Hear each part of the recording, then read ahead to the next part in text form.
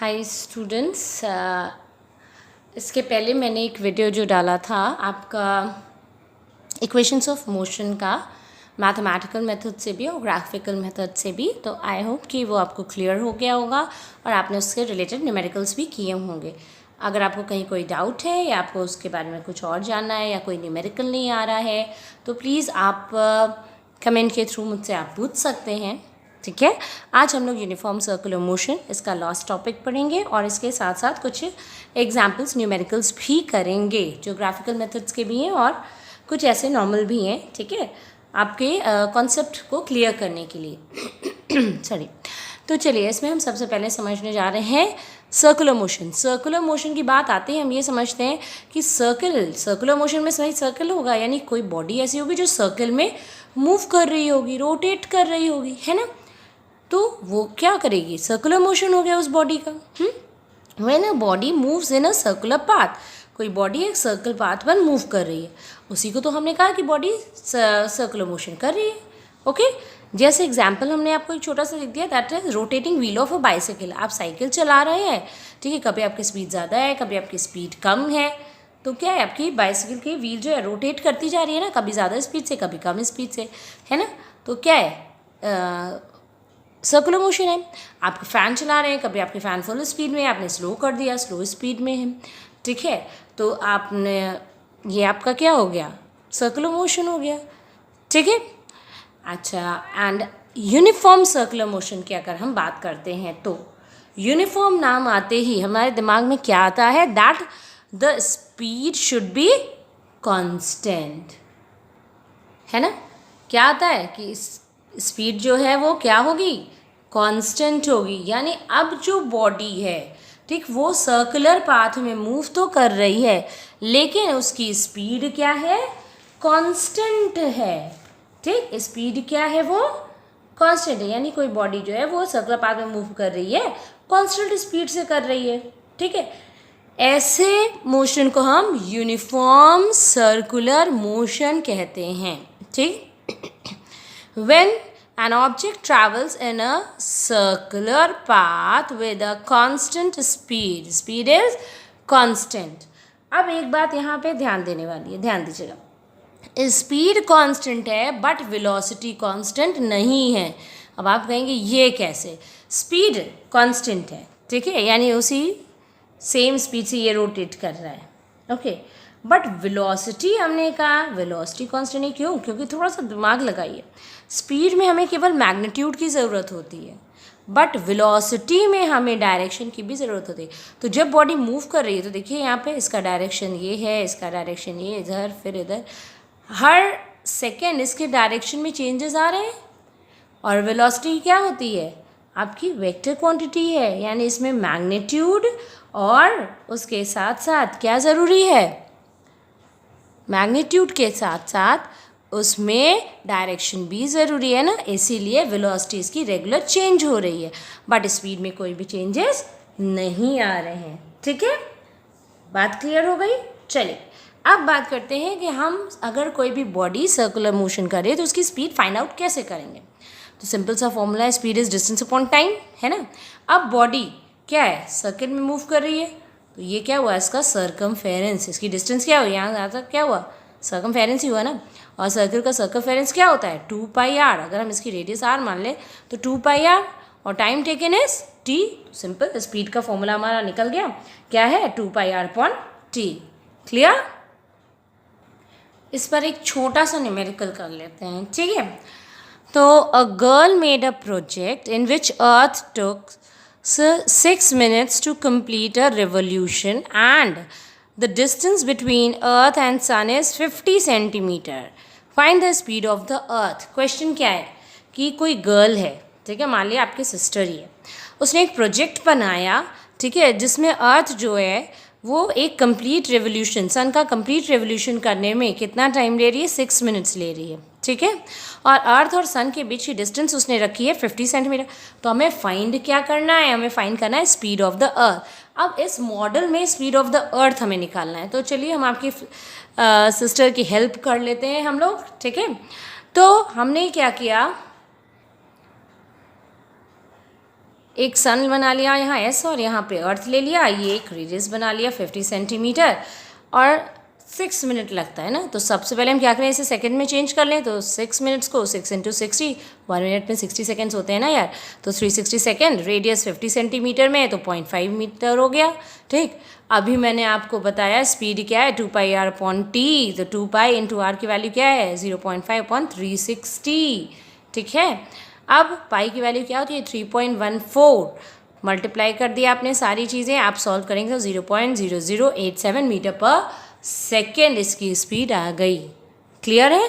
चलिए फटाफट अब फटाफट एक क्वेश्चन और ले लेते हैं। A boy applied brakes and his scooty stopped after 4 second. Find the distance travelled by scooty before stopping it. Its initial velocity is 12 metre per second.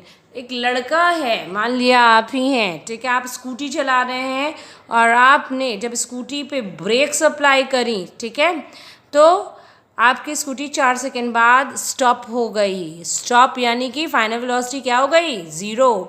Find the distance travelled by scooty. अब उस scooty से आपने कितनी distance travel की इतनी देर में, उसको stop होने से पहले उसकी इनिशियल वेलोसिटी यानी कि u 12 मीटर पर सेकेंड दे दिया है, u दे दिया है, v दे दिया है, टाइम दे दिया है। अब दिमाग लगाइए क्या लगाना है हमको, निकालना क्या है, इसकी डिस्टेंस निकालनी है ना। तो डिस्टेंस हमें अगर निकालनी है, हमें सारी चीज़ दे दी है, लेकिन हमारे पास जो 3 फॉर्मूले हैं, पहले वाला तो यूज़ का नहीं है, v equals to u plus a t, कोई मतलब का नहीं है। 2 फॉर्मूले बाकी जो हैं उसमें हमारे पास डिस्टेंस है, S equals to U T plus half A T square और V square equals to U square plus 2a। इन दोनों में से हम डिस्टेंस निकाल सकते हैं। तो चलिए पहले तो हमको यहाँ पे एक्सेलरेशन की ज़रूरत पड़ेगी, है ना, क्योंकि दोनों जो सेकेंड और थर्ड इक्वेशन ऑफ मोशन है उनमें दोनों में ही एक्सेलरेशन मांगा है ना। बिना उसके तो सॉल्व होगा, तो हम पहले एक्सेलरेशन निकाल लेते हैं पहले वाले फॉर्मूले से। A is equals to V minus U upon T. तो v 0 है बिकॉज बोल दिया था कि स्कूटी आपने रोक दी है, और u फाइनल आपकी initial velocity 12 metre per second दिया, टाइम 4 सेकेंड लगा है। तो चलिए सॉल्व करिए। -3 मीटर पर सेकेंड माइनस आ रहा है, दैट इज रिटार्डेशन। ध्यान दीजिएगा, आपने ब्रेक लगाई थी स्कूटी पे ना, तो रिटार्डेशन है, ठीक है। तो सेकेंड इक्वेशन ऑफ मोशन ही हम यूज़ कर लेते हैं, s is equals to U T plus half A T square. Values put कर दो फटाफट, u की जगह 12, t की जगह 4, हाफ, a की जगह -3, यस -3, t की जगह 4, 4 का स्क्वायर। चलिए 12 4 ज़ा 48 माइनस 1/2, ये माइनस यहाँ आ गया ना, ठीक है। फिर 3 4 4 ज़ा 16, 2 से कट कर दिया 8, again S is equals 48, minus को आपने सॉल्व किया, 8 3 ज़ा 24, सॉल्व करेंगे 24 मीटर्स। क्लियर, सिंपल है ना। चलिए तो हमारे पास कितनी डिस्टेंस आपने ट्रैवल कर ली उतनी देर में 24 मीटर्स, ठीक है। चलिए आगे बढ़ते हैं नेक्स्ट इक्वेशन, आगे हम लोग नेक्स्ट क्वेश्चन की तरफ। अब ये क्वेश्चन थोड़ा सा ग्राफिकल है ना, तो थोड़ा सा हमें दिमाग लगाना है, ओके, ध्यान दीजिएगा। इन द गिवन ग्राफ, ये ग्राफ आपको दिया हुआ है, ठीक है। A person travel from A to B then B to C and then C to D, ठीक है। A to B, B to C and C to D, इसलिए अलग अलग कलर से हाईलाइट कर दिया भाई, ठीक। इन विच केस, पूछ क्या कह रहा है, in which case is displacement is maximum, उसका डिस्प्लेसमेंट, उसकी डिस्टेंस किस में मैक्सिमम है भाई। चलिए देख लेते हैं। तो डिस्प्लेसमेंट या डिस्टेंस जो भी हमें निकालनी है, that is area under the curve, यही तो होता है ना, एरिया अंडर द कर्व। अब एरिया हमें फाइंड आउट करना पड़ेगा, यानी अब हम क्या करें, हर एक का एरिया निकालें। अब ए टू बी अगर उसने चला है तो हमें क्या निकालना पड़ेगा, ट्राइंगल का एरिया निकालना पड़ेगा। बी टू सी चला है तो हमें क्या करना पड़ेगा, रेक्टेंगल का एरिया निकालना पड़ेगा। और सी टू डी चला है तो ये क्या बन रहा है, ध्यान दीजिए, ये बन रहा है एक ट्रेपेजियम, है ना। तो हमें ट्रेपेजियम का एरिया फाइंड आउट करना पड़ेगा, ठीक है। तो चलिए 1 बाय 1 हम लोग सॉल्व करते हैं और फिर देखते हैं कि किसमें डिस्प्लेसमेंट मैक्सिमम था। चलिए तो from A to B by triangle है, दिख रहा है आपको, ये ट्राइंगल फॉर्म हो रहा है, यानी हम क्या एरिया निकालेंगे, इस ट्राइंगल का निकालेंगे। तो ट्राइंगल का एरिया निकालने के लिए हमें क्या होता है फॉर्मूला, 1/2 बेस इंटू हाइट। तो 1/2 बेस इंटू हाइट, यही तो करेंगे, है ना। तो बेस हमारा क्या है 2 है, देखिए फ्रॉम ए टू बी के लिए हम निकाल रहे हैं, डिस्प्लेसमेंट दिया area of triangle equals to half base into height. तो बेस हमें दे दिया 1/2, हमने इसका रख ही दिया फॉर्मूला का, ये 2 है, हाइट कितनी है, ये 10 है, तो 10, तो 2 2 कैंसिल, आ गया 10 मीटर, यानी ए टू बी में इसने 10 मीटर चला है, ठीक है। अब हमें बी टू सी निकालना है, तो बी टू सी के लिए हम पहले ही समझ लेते हैं, चलिए कि बी टू सी यानी कि ये क्या है, एक रेक्टेंगल है। रेक्टेंगल क्या होता है, लेंथ इंटू ब्रेड्थ। तो लेंथ और ब्रेड्थ क्या है, तो देख लीजिए, इसकी लेंथ क्या है 10 है ना, और ब्रेड्थ क्या है 4 - 2 यानी कि 2 है ना। देखिए 10 × 2, चलिए इसको देख लेते हैं। तो क्या हुआ, एरिया ऑफ रेक्टेंगल क्या हो गया, तो एरिया ऑफ रेक्टेंगल हमारा L इंटू बी 2 इंटू 10 यानी 20 मीटर्स हो गया। अब सी में क्या है, सी जो है वो क्या है, ट्रेपेजियम है ना। ट्रेपेजियम क्या कहता है, इसका क्या होता है एरिया ट्रेपेजियम का, 1/2 multiplied by height of parallel sides को हम जोड़ देते हैं एंड मल्टीप्लाई कर देते हैं उसके बेस से। तो चलिए देखते हैं, पहले समझ लेते हैं डायग्राम में। तो ये हमारा है ट्रेपेजियम, ठीक है, पैरेलल साइड इसकी ये और ये है। तो एक ये 10 हो गई, दूसरी क्या हो गई, ये 20, देखो ये 20 है ना, ये 10 और ये 20, ठीक है। और बेस ये क्या है 4 5 यानी 5 - 4 दैट इज़ 1। 5 में से हमने 4 माइनस कर दिया, ये क्या गया 1। तो 10 प्लस 20 है ना, और मल्टीप्लाई क्या कर देंगे बेस से 1, ठीक है। चलिए सॉल्व कर लेते हैं।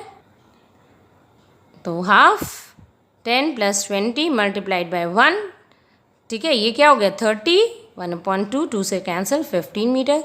तो डिस्प्लेसमेंट किस में मैक्सिमम हुआ भाई, ऑब्वियसली फ्रॉम बी टू सी में मैक्सिमम डिस्प्लेसमेंट आया ना, क्योंकि वो 20 मीटर्स कवर कर रहा है। क्लियर हो गया, तो अब इस तरह के न्यूमेरिकल्स आप कर लेंगे।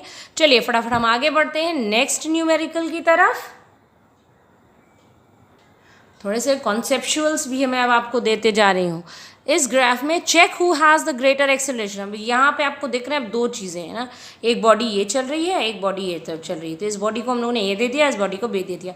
अब ये कह रहे हैं कि इन दोनों में ए में और बी में एक्सेलरेशन किसका ज़्यादा है भाई, तो हमें ये फाइंड आउट करना पड़ेगा ना। चलो तो देख लेते हैं कि एक्सेलरेशन ज़्यादा किसका है। तो फॉर ए पहले इसके लिए सॉल्व कर लेते हैं, ठीक है। तो फाइनल वेलोसिटी इसकी क्या है 16 है, ये वेलोसिटी टाइम ग्राफ है ना, तो फाइनल वेलोसिटी क्या है 16 है। इनिशियल वेलोसिटी हमारी क्या है, ये 0 से शुरू किया ना इसने। चलिए और टाइम कितना लग रहा है, टाइम भी तो देख लें। यहाँ तक आने में इसकी फाइनल वेलोसिटी 6 आने में 6 सेकेंड और इनिशियल इसने 1 सेकेंड से शुरू किया था। तो एक्सेलरेशन क्या होता है v minus U upon total time taken. तो 16 माइनस 0.6 माइनस 1 यानी 5, तो 16/5 3.5 metre per second square acceleration आया। चलिए दूसरा देखते हैं बी का निकाल लेते हैं। बी में क्या है, फाइनल वेलोसिटी है 24, इनिशियल वेलोसिटी है 20, ठीक है। और टाइम कितना लगा, तो भाई चलिए इसका टाइम क्या है 4 है और इसका टाइम क्या है 2 है ना, ये देखो भाई, ठीक है, ये this one is 2 and this one is 4, ठीक है। तो 4 - 2, ठीक। चलिए तो 24 - 20 इज़ 4/2, ये आ गया 2 मीटर पर सेकेंड। अब बताइए किस में ज़्यादा है ग्रेटर एक्सेलरेशन, तो एक्सेलरेशन ज़्यादा है आपके ए वाले में, इसमें। Clear, okay. नाउ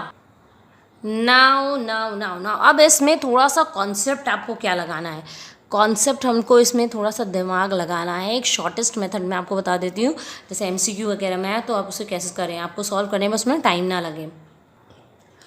तो लाइन जो मोर स्टीपर है उसका एक्सेलरेशन ज़्यादा होगा। मोर स्टीपर मतलब जिसका स्लोप ज़्यादा है उसका एक्सेलरेशन भी ज़्यादा होगा। दिमाग में बिठा लीजिए, ठीक। क्या है, अगर ज़्यादा स्लोप है तो एक्सेलरेशन ज़्यादा होगा, तो वहाँ पर ए का स्लोप ज़्यादा था इसलिए एक्सेलरेशन भी आपका क्या था, ज़्यादा था, ठीक है। चलिए आगे बढ़ते हैं, एक और एग्जाम्पल ले लेते हैं। Farmer moves along the boundary of a square field. एक फार्मर है वो boundary of a square field के बाउंड्री पे मूव कर रहा है। ऑफ द साइड 10 मीटर, भाई फील्ड की जो साइड है 10 मीटर है, 40 सेकेंड्स में मूव करता है। What will be the magnitude of displacement of the farmer at the end of the 2 minute 20 second. 2 minute 20 seconds के बाद उसका डिस्प्लेसमेंट का मैग्नीट्यूड पूछा है, ठीक। ओके, तो हम यहाँ पर ये देख लेते हैं कि टोटल टाइम ड्यूरेशन जो लगा है वो है 2 मिनट और 20 सेकेंड्स है ना, तो इसको हम पूरा सेकेंड्स में कन्वर्ट कर लेते हैं। तो मिनट को चेंज करने के लिए 60 से मल्टीप्लाई करेंगे, 2 × 60 + 20, तो 120 + 20 यानी आ गया 140 सेकेंड्स, ठीक है। अब टाइम टेकन इन 1 राउंड, एक राउंड में कितना टाइम लग रहा है, तो एक राउंड में इसने बताया था कि 40 सेकेंड्स लग रहे हैं। तो नंबर ऑफ राउंड तो हम निकाल सकते हैं, मैथमेटिक्स में आपने ये कई बार किया हुआ है। तो 140/40 हमारा आ गया 3.5। 3.5 का क्या मतलब है, 3.5 मतलब 3.5 राउंड, यानी 3 राउंड पूरा और एक आधा। तो चलो देख लेते हैं कैसे। हमने माना ये डी से शुरू करा राउंड, ये एक राउंड किया, ये दूसरा राउंड गया, ये तीसरा गया और ये हाफ है ना, तो ये हाफ हो गया, तो 3.5 राउंड इसने किया। तो यानी अब हमें निकालना क्या है, हमें निकालना है मैग्नीट्यूड ऑफ द डिस्प्लेसमेंट, है ना, डिस्प्लेसमेंट का मैग्नीट्यूड निकालना है। तो डिस्प्लेसमेंट का मैग्नीट्यूड निकालने के लिए हमें क्या है, डिस्प्लेसमेंट क्या होता है, तो शॉर्टेस्ट डिस्टेंस है ना कवर्ड।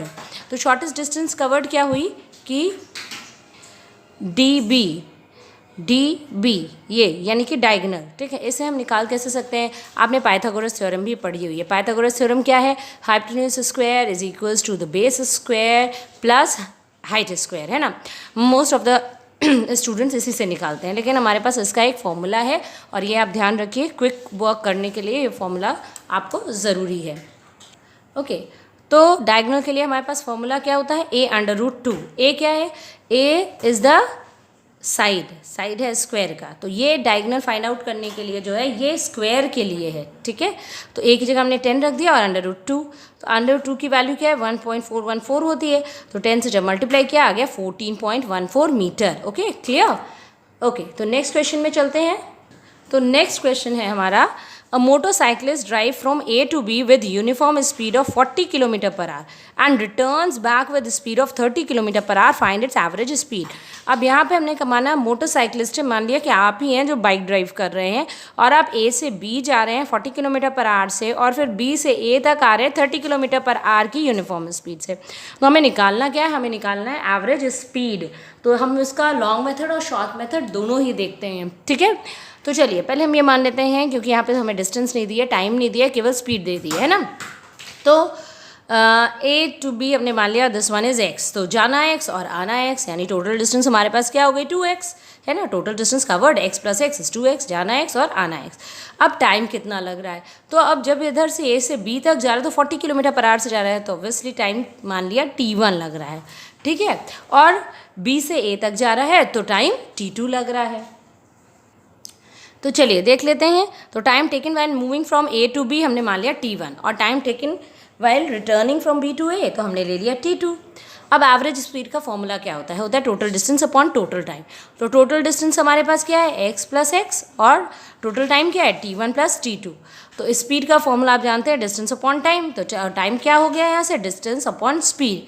तो हम यहाँ से t1 और t2 निकाल लेते हैं। t1 हमारा हो गया x/40 और t2 हो गया x/30, ठीक है।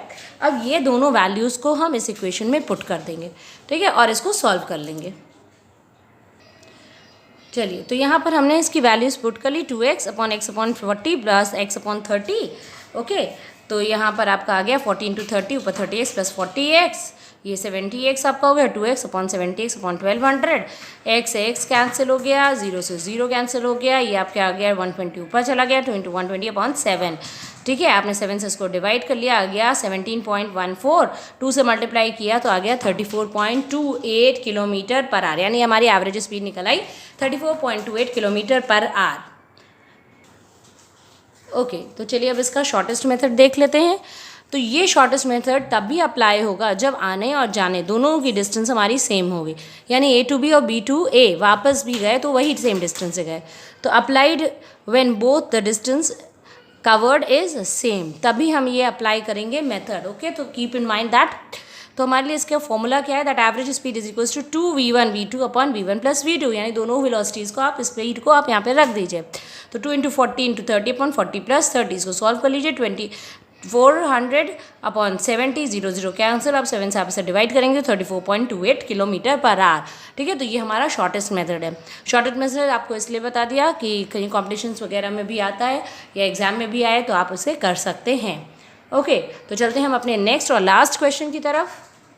तो हमारा जो लास्ट क्वेश्चन है ये बहुत अच्छे से समझिएगा, ये कॉन्सेप्चुअल क्वेश्चन है। ऐसे क्वेश्चंस मैं आपको एग्जाम में और दे सकती हूँ, ठीक है। तो इन the given displacement time graph, ये एक डिस्प्लेसमेंट टाइम ग्राफ है जहाँ 4 चिल्ड्रन ABCD, चलिए मान लिया ये आप ही इसमें से 4 बच्चे हैं, तो which has the highest velocity and why, इसमें से किसकी वेलोसिटी सबसे ज़्यादा है और क्यों है।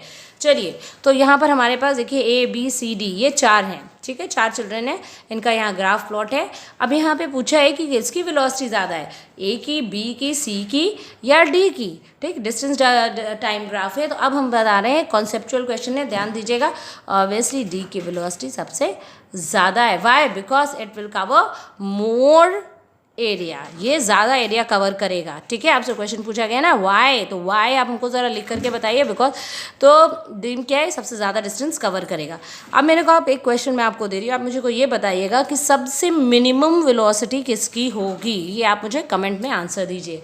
ठीक है, okay, that's it for today, thank you.